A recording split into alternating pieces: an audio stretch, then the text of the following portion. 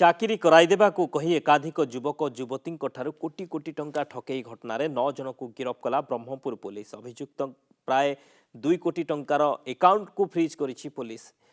ଅନେକ କମ୍ପାନୀ ଏବଂ ସରକାରୀ ନକଲି ନିଯୁକ୍ତି ପତ୍ର ଜବତ ହୋଇଛି।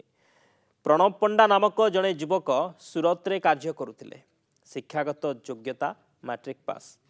ଛତ୍ରପୁରରୁ ଏକ ସରକାରୀ କାର୍ଯ୍ୟାଳୟରେ ପିଅନ ଚାକିରି କରାଇବାକୁ ଅଗ୍ରିମ 1 ଲକ୍ଷ ଟଙ୍କା ଦେଇଥିଲେ। सेहीपरि मनोरंजन साहू निज स्त्री पाई छत्रपुर एक सरकारी कार्यालय में किरानी चाकरी 50,000 टंका अग्रिम देते। 2.5 वर्ष है अपेक्षा करी चाकरी न मिलबारु संदेह सृष्टि होता। बैद्यनाथपुर थाना अभियोग पर तदंत आरंभ करिथिला पुलिस।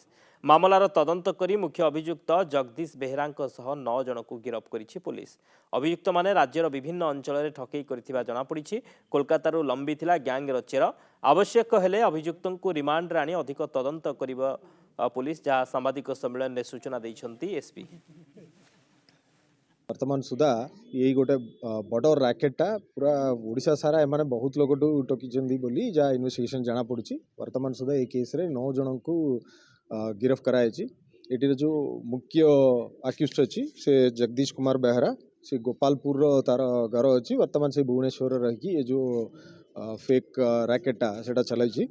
और हृदयानंद मुनि से जड़े आस्कार लोक आउ किछि लोक आस्का किछि नायगढ़ एमती लोक भी या भितर सामिल अछंती। आउ किछि अक्यूज माने अछंती ता ऊपर भी हम पाखरे खबर आछि। सेमानको मध्य दारिबाकू पड़िबो।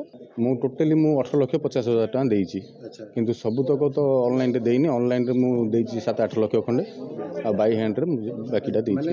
माने देखिबे हमरो डिपार्टमेंट वर्क्स डिपार्टमेंट रो जूनियर क्लरिकल ऊपर कहिबे सेठी तांकर स्टाम्प गवर्नमेंट हेलोग्राम रही ना स्टाम्प दउतले, स्टाम्प दे दउतले। सिग्नेचर भी सही सिग्नेचर रोला।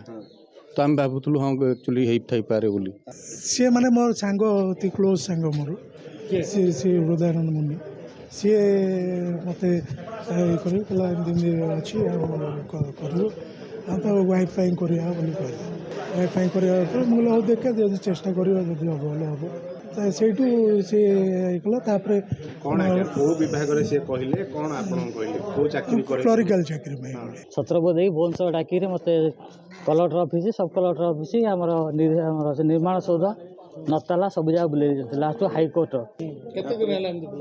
2 वर्ष है डाउट लगे पैसा मांगुचे पेमेंट भी दौना कि किसी करना फोन करे कहते आज हो पैसा देते सन्तोष साहू भिणे हे ब्रह्मपुर।